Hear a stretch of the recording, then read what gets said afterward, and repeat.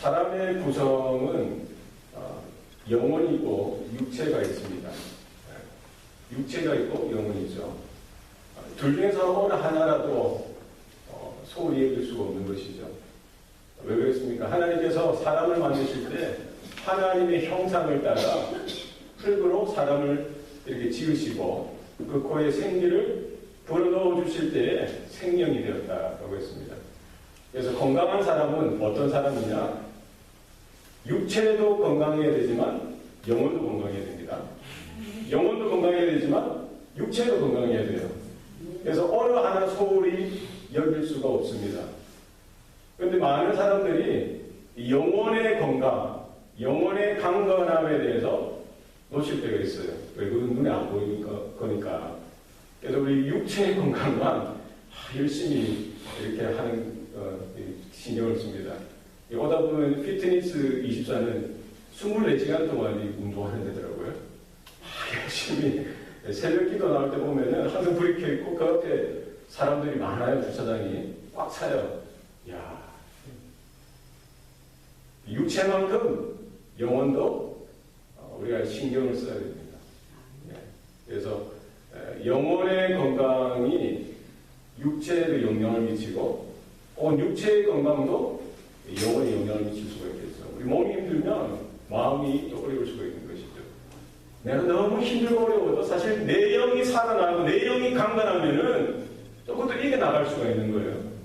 그러니까 서로 좋은 영향도 주고받을 수가 있고 또 나쁜 영향도 서로 주고받을 수가 있습니다. 가능하면은 이 몸이나 영이 늘어나야 강건해서 서로 좋은 선한 영향을 이렇게 선순환되어질 수 있도록 우리는 육체도 잘 관리해야 되고 우리의 영혼도 잘 관리해야 합니다. 그래서 전인격적으로 우리가 하나님의 형상을 입은 자녀로서 또 인간으로서 사람으로서 백성으로서 우리가 우리의 몸을 우리의 신령을 우리가 주님께 드려야 합니다. 그래서 우리가 마음도 드리고 우리의 몸도 주님께 드리고 우리의 전 존재를 주님께 드려서 주님께 붙들려 쓰임받는 성도 또 쓰임받는 백성 될 수 있기를 소원합니다. 이스라엘 백성이 이제 노예로 430년을 살았습니다. 이제 광야를 거쳐서 약속의 땅 가나안으로 이제 진군해 나가야 되는데 하나님께서 이스라엘에게 구원을 주시고 그 다음에 시내산에서 하신 것이 그들과 언약을 체결하신 것입니다. 하나님의 말씀을 주시는 것이죠. 그들의 육신을 구원하고 나서 이제 그들이 어떻게 하나님을 배우고 하나님을 만나고 경험하고 하나님을 사랑하고 하나님을 예배하는 하나님의 자녀, 하나님의 백성으로서 살아가야 될지 거기에 대해서 영적인 질서, 영적인 원리로서 하나님의 말씀을 주신 것이죠. 10계명을 주시는데 몇 가지 계명입니까? 10가지 계명입니다. 완벽하다라는 거예요. 10이라는 숫자는 완벽하다는 거예요. 그래서 하나님을 섬기고 또 하나님의 백성으로서 이 땅에 살아갈 때에 분명한 영적인 원리, 이 질서가 있다라는 것입니다. 그래서 이 10계명, 하나님의 언약은 두 짝을 이룹니다. 하나님에 대한 대신 언약, 그리고 사람에 대한 대인 언약. 그래서 1계명에서 4계명은 하나님과의 관계에 대한 언약이죠. 그래서 지난 2주간 우리는 하나님에 대해서 어떻게 우리가 하나님을 섬기고 하나님과의 관계가 어떻게 해야 건강하게 다른 관계가 되어질 수 있는지에 대해서 살폈습니다. 1계명에서 4계명입니다. 그리고 오늘은 5계명에서 10계명, 이 사랑과의 관계. 그래서 우리의 영혼이 건강하듯이 우리의 육신도 동일하게 건강해야 되는 것입니다. 그래서 한 서기관이 예수님께 나아가 묻습니다. 율법에서 가장 큰 것이 무엇입니까? 예수님께서 뭐라고 이 10계명, 율법에 대해서 요약해 주십니다. 두 가지를 요약해 주시죠. 내 마음을 다하고 목숨을 다하고 힘을 다하고 뜻을 다하여 주 너의 하나님을 사랑하라. 이것이 제일 되고 첫 번째 되는 계명이다 라고 말씀해 주십니다. 두 번째는 이것이니 내 이웃을 내 몸과 같이 사랑하라. 뭐가 같이 사랑하라고요? 내 몸과 같이 사랑하라. 이것이 두 번째 되는 계명입니다.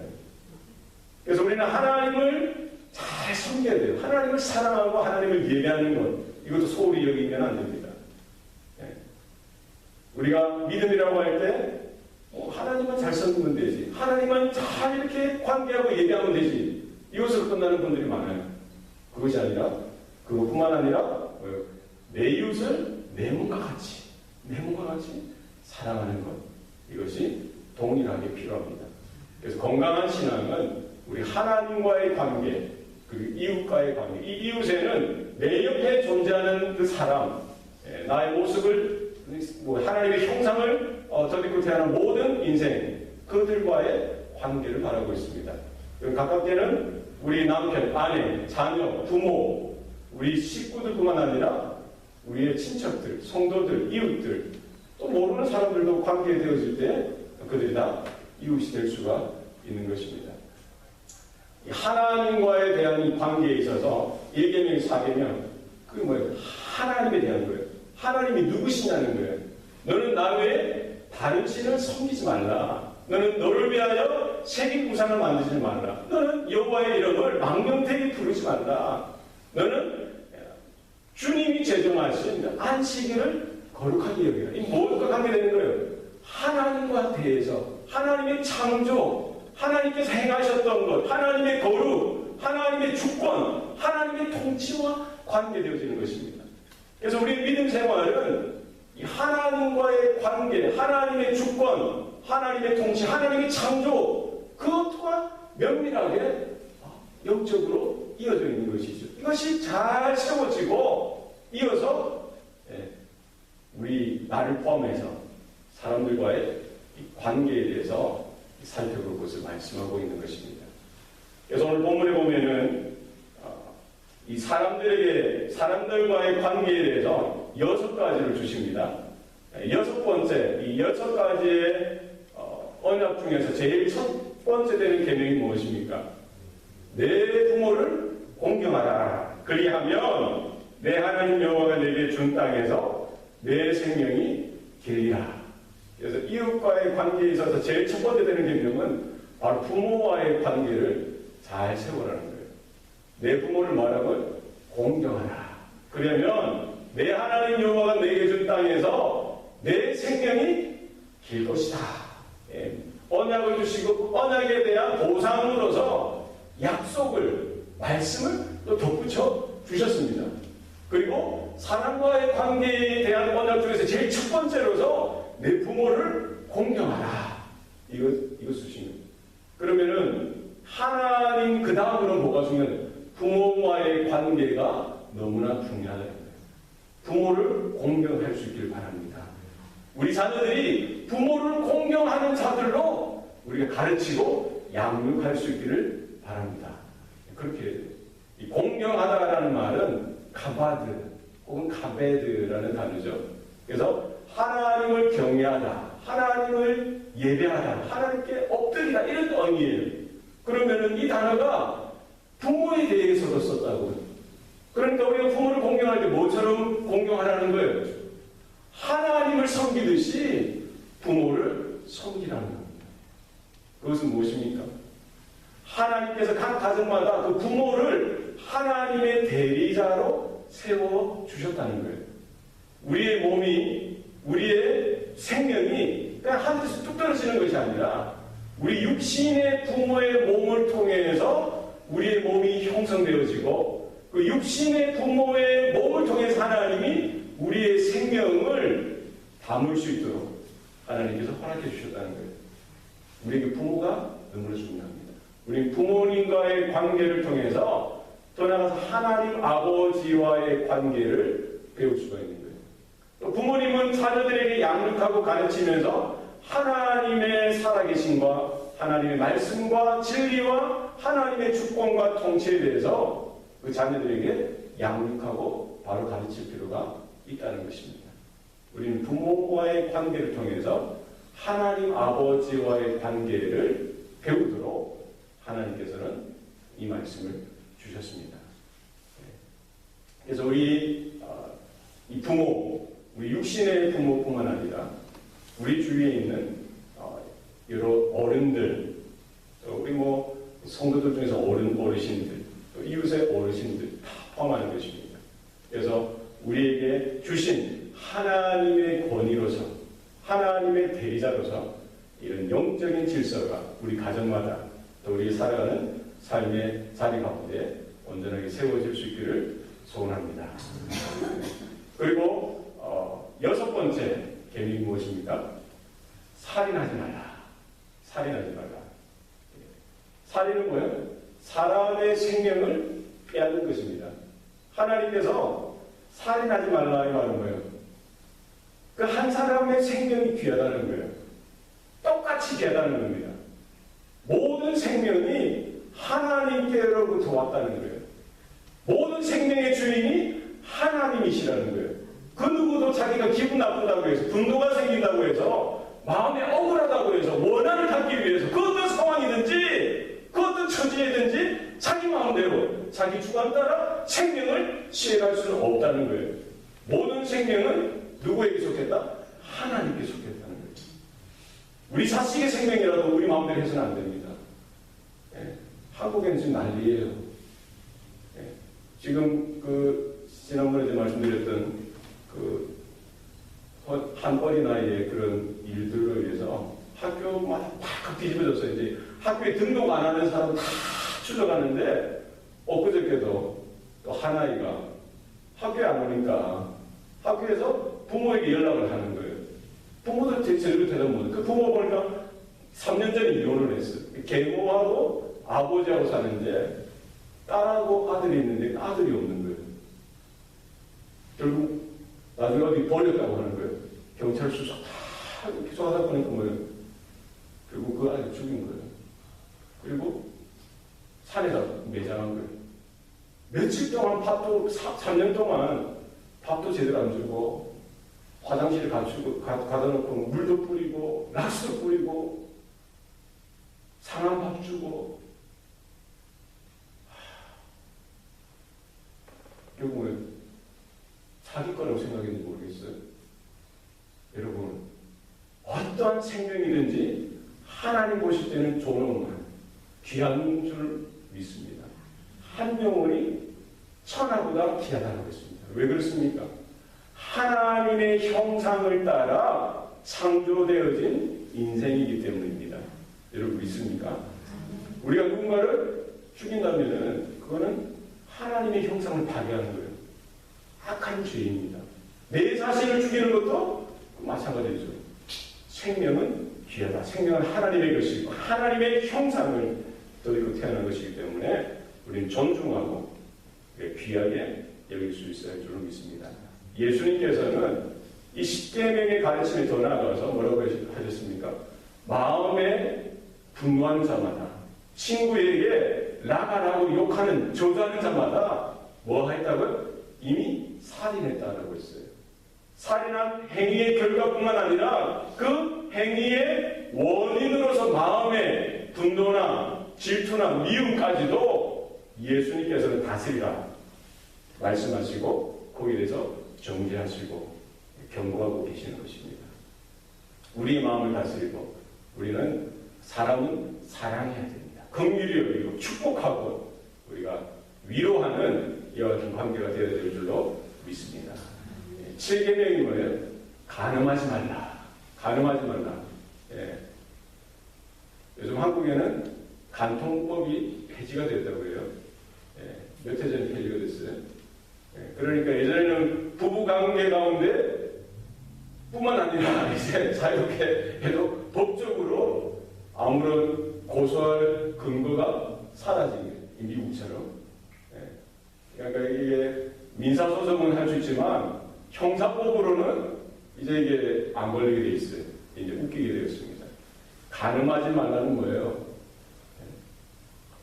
육신의 거룩함, 정결함을 지키라는 겁니다. 하나님의 창조 질서에 따라 한 남자와 한 여자가 한 몸이 되어지게 하시고 결혼이라는 하나님의 이 창조의 제도, 창조 제도를 하나님께 세워주셨죠. 그것은 뭐예요?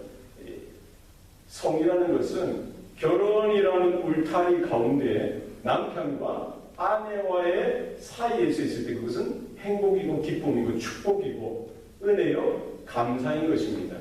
이 울타리를 벗어나게 되어지는 것, 뭐 강간을 하든지 간통을 하든지 간음을 하든지 남편 이외에 아내 이외에 다른 누군가와 몸을 썩는 것, 이것이 바로 뭐예요? 간음인 것입니다. 이것은 하나님 앞에 악한 마치 우상숭배와 같은 것입니다. 다른 모든 죄는 그 죄가 몸 밖에서 일어나지만 간음은 어디서 일어나는 거예요? 내 몸 안에서 일어나는 겁니다. 너희 몸은 성령께서 너희 안에 계시는 성전이라고 했어요. 우리가 간음을 하고 악한 마음을 품고 음란한 마음을 품고 그렇게 노출되어질 때는 하나님 보실 때 하나님의 창조, 하나님의 신성, 하나님께서 만드신 이 결혼이라는 가정이라는 엄청난 이 하나님의 영광스러운 기관을 무너뜨리고 흔드는 이 악한 일이라는 것입니다. 오늘 세대에 사단이 교회를 공격하고 또 뭐를 공격해요? 가정을 공격하는 거예요. 하나님의 나라를 흔드는데 하나님의 창조에 대적하는데 교회를 흔들고 가정을 흔드는 거예요. 오늘날의 미국 땅도 마찬가지예요. 그렇죠? 하나님의 창조 질서가 여지없이 이 땅에 무너지게 되어진 이 시대에 우리가 살고 있는 것입니다.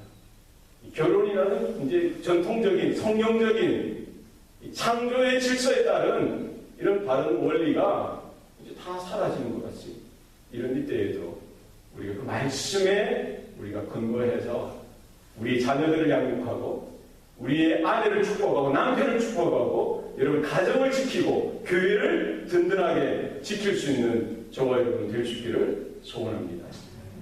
예수님께서 또 똑같이 말씀하셨어요. 내 마음에 이미 음란한 마음 품은 자마다 뭐를 했다는 거예요? 간음을 했다는 거예요. 그래서 우리의 마음을 지키고 우리의 생각, 우리의 영혼을 분명하게 지킬 수 있어야 합니다. 그래서 우리가 왜 그렇습니까? 장차 신랑 되신 예수님께서 이 땅에 오실 때에 신부된 교회가 그 주님을, 그 신랑 되신 주님을 맞이하게 되어질 텐데 결국 주님께서 세운 이 가정, 또 주님께서 장차 이 땅에 오실 때에 어린 양의 혼인잔치가 열려지게 되어지고 하나님의 나라 가운데 신랑 되신 주님과 신부 되신 교회가 하나 되어지는 결혼잔치가 일어나게 되어질 때에 그것이 거룩하고 청결한 모습으로 우리가 준비되어져서 그 주님을 맞이해야 되는데 악한 사탄은 또 죄의 유혹은 세상의 물결은 이 가정을 흔들고 교회를 순결하지 못하도록 정결하지 못하도록 흔드는 이 세대에 있습니다. 우리의 마음을 지키고 우리의 가정과 교회를 우리의 몸과 마음을 온전하게 지킬 수 있는 은혜가 저와 여러분 가운데 있어야 할 줄로 믿습니다. 여러분 세대의 이 세상의 흐름, 유혹을 우리가 쫓아서는 안 됩니다. 우리 말씀 가운데 진리 가운데 분명히 설 수 있기를 소원합니다. 팔계명이 뭡니까? 도적질하지 말라. 성경에 보면은 이 사유 재산을 인정하시는 거죠. 하나님께서 주신 물질, 여러 가지 재산들 다 인정하시는 거예요. 이게 물질적인 것뿐만 아니라 정신적인 또 여러 가지 소유를 다 하나님께 인정하시는 것입니다. 도둑질은 뭡니까? 음력으로라든지 아니면은 거짓, 사기, 속여서 취해서 빼앗는 것 다 포함하는 것입니다. 이것을 금하고 있는 것입니다. 나에게 주신 것으로 만족하고 감사하라는 것이죠. 너의 땀을 흘려서 네가 성실하게 정직하게 부지런하게 하나님이 주신 건강과 생명을 가지고 또 여러 가지 재능과 달란트를 가지고 힘써서 노력해서 땀을 흘려서 너의 것을 기경하고 벌어서 먹으라는 거예요. 땀을 흘리지 않고 남의 것이 더 커 보여서 그것을 빼앗아 간다든지 속에 취한다든지 이것은 악한 것입니다. 하나님께서 나에게 생명 주셨고 하나님께서 나에게 건강 주셨고 하나님께서 나에게 크고 작은 재능, 달란트를 주셨으면 어떻게 됩니까? 일을 해야 되는 거예요. 노력해야 되는 겁니다. 하나님 아버지께서 일하시니 나도 일한다라고 주님께서 말씀하셨어요. 쉴 새 없이 일하셨어요. 여러분, 일하는 것이 축복입니다. 예. 땀 흘려 노력하여 버는 것, 그 축복이에요. 하나님께서 하늘에서 만나를 주실 때에도 광야 40년 동안 그들은 씨를 뿌릴 필요도 없고 경작할 필요도 없고 추수할 필요도 없었습니다. 아침마다 새벽마다 하나님께서 만나를 내려주셨어요. 그러나 그 만나를 그들의 입에 그냥 다 넣어주시지 않으셨습니다. 배 두드리고 그냥 텐트에서 누워서 편안하게 쉬도록 그냥 입에 다 넣어주시지 않으셨어요. 뭘 하셨어요? 들판에다 뿌려주시면은 새벽 일찍 나가서 자기 식소의 그 수대로 필요한 양만큼 가서 거둬들이는 거예요. 그거 누가 하라는 거예요? 이스라엘 백성들 너희가 하라는 거예요. 하나님께서 너희에게 생명 주시고 구원 주시고 은혜 주셨으니 하나님이 주시는 여러 가지 좋은 것들을 너희들이 노력해서 땀을 흘려서 취득하라는 거예요. 우리는 성도는 부지런해야 합니다. 땀의 가치를 알아야죠. 하나님께서 주신 여러 가지 좋은 것들을 가지고 나에게 주신 것으로 만족하고 감사할 수 있는 은혜가 저와 여러분 가운데 있어야 할 줄로 믿습니다. 그리고 상대의 것은 그것으로 우리가 존중하고 귀한 것으로 내 것이 귀한 게 아니라 상대 것도 귀한 것이죠. 우리 영적인 진리 가운데 우리가 바로 설 수 있기를 소원합니다. 9계명은 뭡니까? 내 이웃에 대하여 거짓 증거하지 말라. 거짓 증거하지 말라. 네가 유리하다고, 네가 불리하다고, 네에게 필요하다고 여러 가지 상황들 가운데 여러 가지 욕심이나 이런 환경 가운데 이웃에 대하여 없는 것을 있다라고도 말하지 말고 있는 것을 없다라고도 말하지 말라는 거예요. 거짓 증거하지 말라는 거예요. 그것은 무엇입니까? 하나님은 거룩하시다는 거예요. 내가 거룩하니 너희도 거룩하여라. 하나님은 진리의 하나님이십니다. 하나님의 자녀된 저와 여러분, 하나님의 백성들은 바로 그 진리 가운데 진리의 그 법칙 따라 진실하게 살아가도록 부름받은 줄 믿습니다. 그래서 거짓은 뭐예요? 마귀와 거짓의 앞잡이입니다. 사단이 거짓의 앞이라고 말했습니다. 우리가 거짓을 용납하게 되어지면은 그 안에 하나님의 성령, 하나님의 진리가 바로 설 수가 없게 되어지고 또 우리가 맺고 있는 모든 관계가 바르게 될 수가 없다라는 거예요. 부모, 자식 간의 관계도 마찬가지고 부부 관계도 마찬가지고 이웃과의 관계도 마찬가지입니다. 성도와의 관계도 마찬가지입니다. 여러분, 조금이라도 거짓된 마음이나 거짓된 모습이 증거가 드러나면은 그 관계는 반드시 악한 사단이 틈타게 되어져 있습니다. 하나님과의 관계가 금이 가고 깨어질 수밖에 없는 것입니다. 여러분, 주님과 같이 하나님과 같이 거룩을 추구하고 거룩한 모습, 진실된 모습, 진리를 쫓아 살아가는 저와 여러분 될 수 있기를 소원합니다. 제 10번째 계명은 무엇입니까? 내 이웃의 집을 탐하지 말라. 욕심내지 말라는 거예요. 내 이웃의 그 아내나 딸이나 아들이나 여종이나 남종이나 낙이나 그 어떤 생물이라든지 그 소유라든지 모든 것들을 결코 탐내지 말라는 거예요. 너의 것으로 감사하라는 것입니다. 탐심은 우상숭배와 같다고 했어요. 모든 죄의 근원이 바로 탐욕이고 욕심이고 탐심입니다. 욕심이 막 끌어오를 때 이것으로 인해서 거짓말도 하게 되어지고 도둑질도 하게 되어지고 또 여러 가지 또 성욕, 이 성적인 욕심, 탐심이 일어나니까 다른 남자도 취하고 다른 여자도 취하려고 하고 또 자기 마음에 들지 않으니까 사람을 죽이려고 하고 하나님보다 더 세상을 더 탐심, 탐하고 사랑하고 원하니까 하나님보다 더 세상적인 것들을 더 추구하게 되어지는 거예요. 그럼 10번째 계명이 아주 심각한 것이죠. 우리의 마음을 다스리고 우리의 욕심을 버리고 날마다 자기를 부인하고 자기 십자가를 지고 주님을 쫓아야 할 줄로 믿습니다.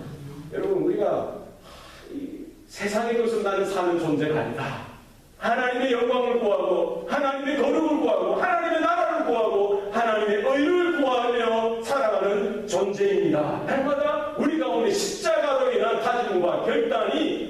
가운데 있어야 할 줄로 믿습니다. 세상 사람들이 살아가는 방식, 세상 사람들이 추구하는 그 삶의 그 자리 가운데 나는 있지 않겠다. 내 마음, 내 중심은 오직 하나님께만 드릴 것이다 라는 우리 자기 부인이 우리 가운데 있어야 할 줄로 믿습니다. 여러분, 여러 가지 힘들고 어려운 일이 있어도 우리는 내 욕심, 내 욕망, 내 탐심, 내 안에서 끌어오는 모든 이런 악한 모습들을 날마다 십자가에 못 박고 우리 자기를 부인하고 하나님을 인정하고 하나님의 나라를 구하고 하나님의 부르심 앞에 믿음으로 서는 저와 여러분 될 수 있기를 소원합니다. 사람은 육신이 건강할 뿐만 아니라 영혼도 건강해야 건강한 것입니다. 우리의 마음은, 우리의 생명은 주님께 드리고 하나님께서 허락하신 모든 관계 가운데 이와 같은 영적인 질서, 영적인 원리가 바로 세워져서 말씀에 입각한 모든 복된 관계로서 하나님의 은혜가 우리를 통해서 이 관계를 통해서 사람들에게, 이웃들에게 열방과 땅 끝을 향하여 흘러가는 복된 통로가 될 수 있기를 소원합니다. 기도하시겠습니다. 살아계신 아버지 하나님, 광야의 인생길 가운데 이스라엘과 늘 함께 하시고 저들의 아버지가 되시고 저들의 하나님이 되어주셔서 무엇보다 저들에게 말씀으로, 언약으로 저들의 삶을 인도하신 것을 바라봅니다. 하나님, 광야의 인생길을 걸어가는 우리들에게도 동일하게 하나님의 인도하심이, 하나님의 언약의 말씀이 필요한 줄 믿습니다. 하나님과의 관계가 바로 세워지게 하여 주시고 하나님을 사랑하되 우리의 마음 드리고 우리의 목숨을 드리고 우리의 생명을 다하여 우리 모든 전뜻을 다하여 주 하나님 한 분만을 온전히 사랑하는 은혜가 있게 도와 주시옵소서. 우리에게 허락하신 모든 관계 가운데 우리의 이웃들을 사랑하되 나의 몸과 같이 우리가 저들을 사랑하게 하시고 축복하게 하시고 하나님께서 원하시고 기뻐하시는 모습이 우리의 관계 가운데 나타나게 하여 주셔서 하나님 찾으시는 선한 열매가 우리의 삶 가운데 가득 차고 넘쳐날 수 있도록 하나님 도와 주시옵소서. 우리의 믿음이 추상적인 것이 아니라 날마다 믿음으로 말씀을 쫓아서 살아갈 때에 실제적인 믿음이 되어지게 하시고 그에 따른 열매가 하나님이 찾으시는 것 같은 풍성한 열매가 하나둘 일어날 수 있도록 하나님 도와 주시옵소서. 하나님을 인정하고 말씀에 순종하여 살아드릴 때에 하나님 내 심령이 변화되어지게 하시고 우리의 삶이 날마다 하나님의 원하시는 모습으로 새로움을 얻을 수 있도록 하나님 축복하여 주시옵소서. 모든 것 감사드리고 예수님 이름으로 기도합니다. 아멘.